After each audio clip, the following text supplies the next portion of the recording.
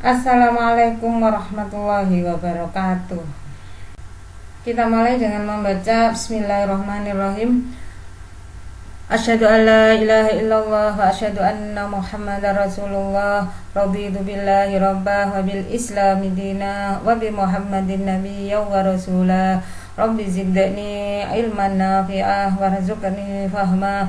Rabbi shrah li sadri wa yassir li amri wahlul 'uqdatam min lisani yafqahu qawli waj'alni min ibadikas sholihin. Anak-anak Bida pada hari ini akan menjelaskan tentang alat-alat dalam pengukuran. Yang pertama saya jelaskan yaitu untuk panjang. Panjang memiliki satuan internasional atau SI meter.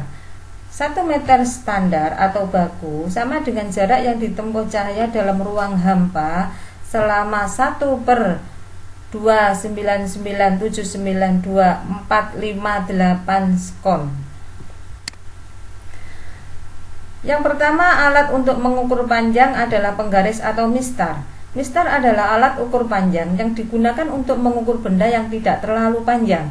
Misalkan kamu mau mengukur panjang persegi panjang yang ada di dalam buku, itu biasanya menggunakan penggaris atau mistar. Cara membaca penggaris, misalkan benda ini akan diukur berapa panjangnya.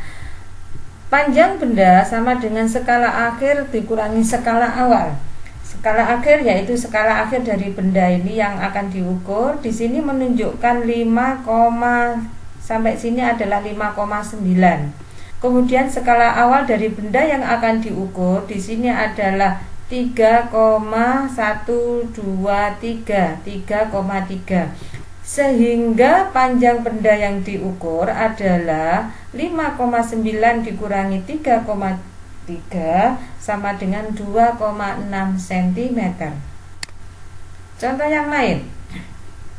Panjang dari benda yang akan diukur ini adalah skala akhirnya di sini adalah 16,567. Kemudian skala awalnya di sini adalah 12,12, 12,2. Sehingga panjang benda yang diukur adalah 4,5 cm.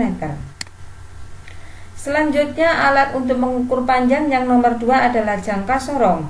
Jangka sorong sering digunakan untuk mengukur diameter atau garis tengah bagian dalam dan diameter bagian luar suatu tabung, dan juga kedalaman tabung. Ini adalah gambar jangka sorong. Ini adalah mengukur diameter bagian luar daripada tabung. Nah, ini adalah gambar daripada tabung yang dari sini ke sini itu adalah diameter bagian luar. Kalau dari sini ke sini itu adalah diameter bagian dalam. Kalau dari sini ke sini itu adalah kedalaman tabung. Cara membaca jangka sorong. Yang pertama, kamu lihat skala noniusnya. Jadi yang bawah ini namanya skala noniusnya, kamu lihat angka nolnya. Nah, kemudian angka 0 ini kamu lihat sekarang skala utamanya. Di depan angka 0 ini ada angka berapa? Di skala utama ada angka 5, sehingga 5, kemudian antara 5 ini dengan 0 ini ada berapa garis? Ada berapa garis yang pendek-pendek ini? Ada 1, 2. Maka di sini adalah 5,2. Kemudian kamu cari pada skala nonius ini, kamu cari yang lurus dengan garis yang ada pada skala utama. Kita lihat di sini yang paling lurus adalah ini. Kita hitung dari sini, kalau sampai sini itu adalah 5, kalau sampai sini itu adalah 6. Berarti gambar di sini cara membacanya adalah 5,26 cm. Contoh yang lain. Nah, kamu lihat angka nolnya ini. Garis ini kamu lihat. Nah, angka di depan angka 0 itu ada angka berapa? Angka 10. Berarti ini 10, kemudian antara 10 dengan 0 ini ada berapa garis yang pendek-pendek ini? Ternyata antara 10 sama 0 ini tidak ada garisnya yang pendek. Tidak ketemu garis, tidak ada garis yang pendek. sehingga 10,0. Kemudian kamu lihat skala nonius atau skala yang bawah ini, mana yang lurus dengan skala utama? Yang paling lurus adalah ini. Nah, berarti berapa ini? 1, 2, berarti 10,02. Selanjutnya alat untuk mengukur panjang yang akan saya terangkan adalah mikrometer skop. Mikrometer skop adalah alat yang biasanya digunakan untuk mengukur ketebalan suatu benda. Nah, ini adalah gambar daripada mikrometer skop, digunakan untuk mengukur tebal daripada logam. Ini adalah mengukur tebal daripada uang logam. Bagaimana cara membaca mikrometer skop? Cara membaca mikrometer skop, pertama adalah kamu lihat garis yang ini, yaitu garis batas antara ini skala utama dengan skala nonius. Garis batas ini yang pertama dia ketemu pada skala utama, dia ketemu angka berapa? Angka 4. Maka di sini bacanya adalah 4, kemudian garis yang lurus dengan ini itu angka berapa? Angka 30. Maka di sini cara membacanya adalah 4,30. Satuannya adalah milimeter. Contoh yang lainnya. Nah, sama kamu perhatikan garis yang ini, yaitu batas antara skala utama dengan skala nonius.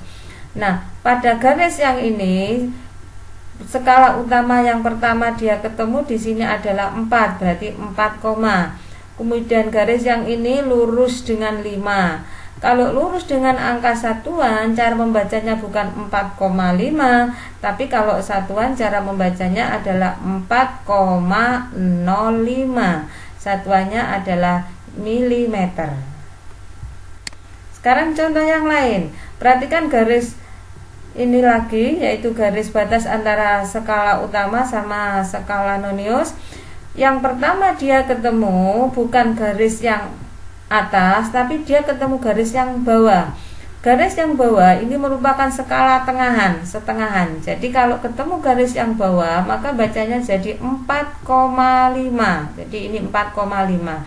Kemudian kamu lihat yang lurus antara garis ini dengan skala nonius, lurus dengan berapa? Lurus dengan 6. Maka di sini 4,5 ditambah 0,06.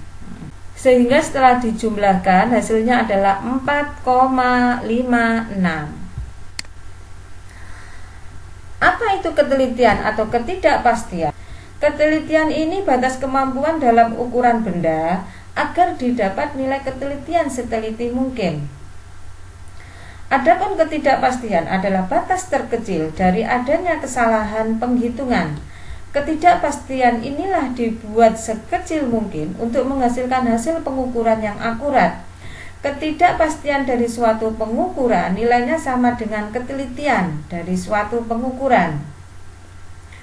Cara mengukur ketelitian dari suatu alat ukur dapat dirumuskan dengan X sama dengan setengah kali A, dengan ketentuan X itu adalah ketidakpastian atau ketelitian dan A itu adalah skala terkecil dari alat ukur.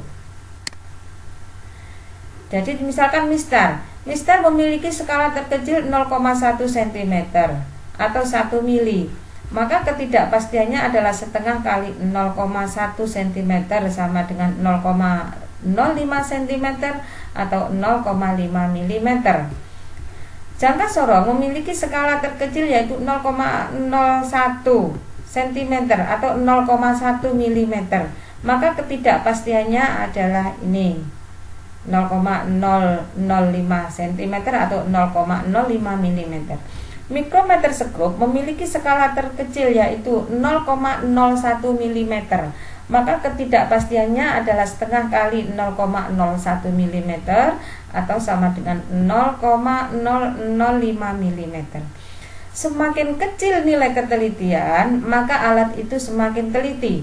Sehingga mistar jangka sorong mikrometer skop yang paling teliti adalah mikrometer skop.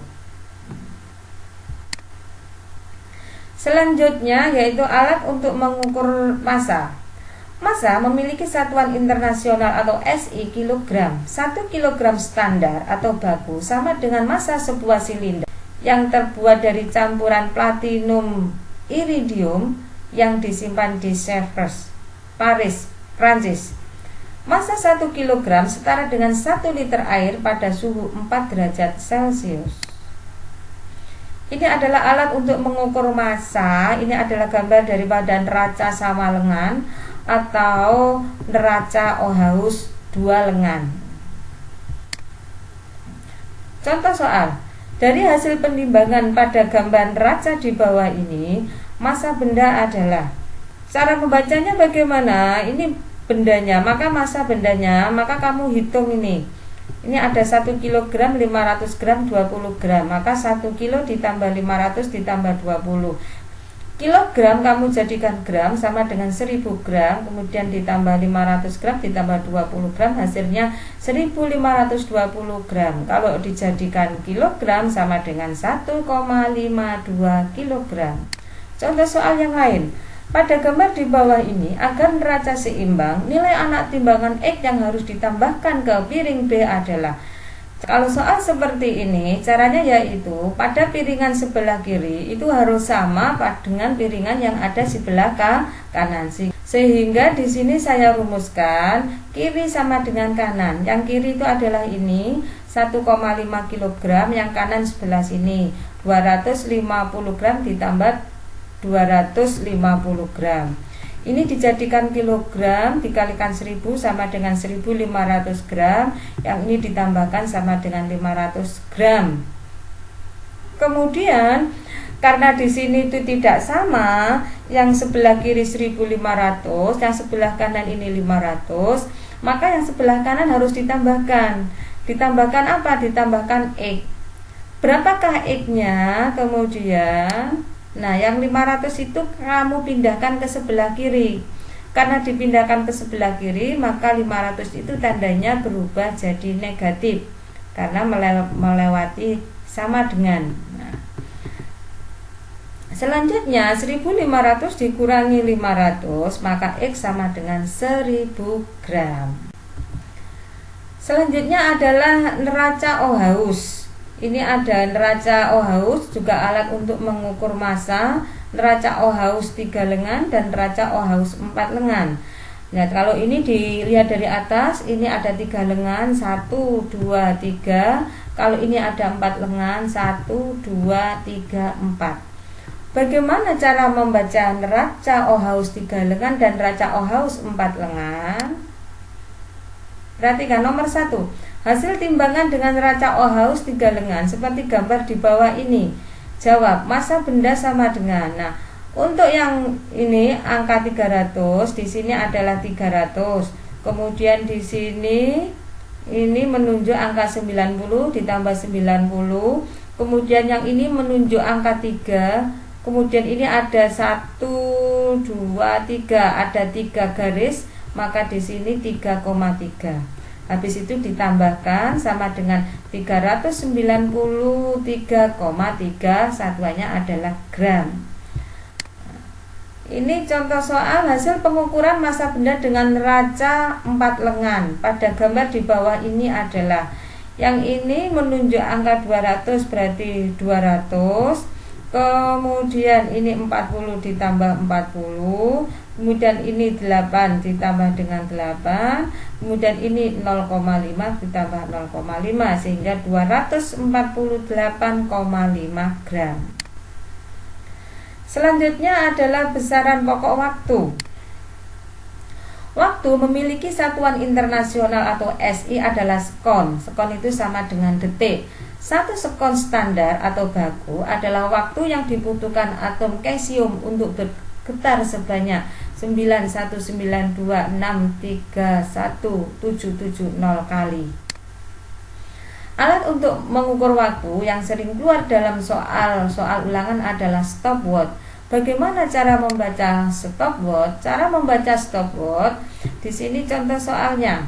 Lama waktu yang ditunjukkan oleh stopwatch seperti gambar di bawah ini adalah angka yang ditunjukkan untuk lingkaran yang kecil itu menunjukkan menit, pada lingkaran yang besar itu menunjukkan detik. Pada gambar ini untuk lingkaran yang kecil, jarum menunjukkan angka 20. Jadi di sini 5, 10, 15, 20, 25. Ini 20. Berarti ini adalah 20 menit. Sedangkan angka yang besar menunjukkan angka di sini adalah 30 ditambah 30 sekon. Selanjutnya yang menit dijadikan sekon, 20 dikalikan 60 hasilnya nanti sekon. Yang ini tetap 30 sekon. 20 kali 60 sama dengan 1200 sekon ditambah 30 sekon sama dengan 1230 sekon. Contoh yang lain, soal pengukuran stopwatch di bawah ini menunjukkan waktu yang ditempuh oleh pelari pertama dan pelari kedua dengan jarak tempuh yang sama. Selisih waktu antara pelari pertama dan pelari kedua adalah, pelari pertama ini untuk menitnya ternyata di sini tidak ada, tidak menunjukkan angka, langsung ke detiknya. Di sini 15, 16, 17, 18. Pelari pertama 18 sekon. Sedangkan pelari kedua di sini 47 sekon. Selisihnya berapa? Yang besar dikurangi yang kecil. 47 dikurangi 18, maka selisihnya di sini adalah 29 sekon. Sekarang contoh soal yang lain. Alif bisa selesai membaca sebuah buku dalam jangka waktu 5 jam 17 menit 40 detik. Sedangkan Tina bisa selesai membaca buku dengan judul yang sama dalam waktu 14 jam 14 menit 30 detik. Selisih waktu membaca dari kedua anak tersebut jika dikonversikan dalam SI adalah, kalau yang ditanya itu adalah selisih, maka yang besar dikurangi yang kecil. Jadi yang ini lebih besar. Ini 14 jam 14 menit 30 detik. Ini lebih besar daripada 5 jam 17 menit 40 detik. Sehingga 14 jam 14 menit 30 detik dikurangi 5 jam 17 menit 40 detik. Kemudian kalau dikurangi 0 dikurangi 0 bisa, sedangkan 3 dikurangi 4 tidak bisa. Maka kita pinjam ke sini. Kalau pinjam 1 itu akan berubah menjadi 60. 1 menit sama dengan 60 detik. Sedangkan 14 menit ini karena dipinjam 1, 14 menit ini sekarang jadi 13 menit. Nah, 13 menit dikurangi 17 menit kan nggak bisa. Maka ini juga pinjam ke 14 jam ini. 1 jam itu menjadi 60 menit. Maka yang 14 jam ini menjadi 13. Selanjutnya soal ini akan menjadi seperti ini. 60 ditambah 30 jadi 90, 60 ditambah 13 jadi 73. Yang ini menjadi 13. Baru bisa dikurangi 5 jam 17 menit 40 detik. Ini dikurangi ini 0, ini dikurangi ini 5, ini dikurangi ini ada 56, ini dikurangi ini sama dengan 8 jam. Sehingga hasilnya 8 jam 56 menit 50 detik. Kalau dikonversikan dalam satuan SI, 8 jam dijadikan sekon, maka 8 kali 3600 sama dengan ini.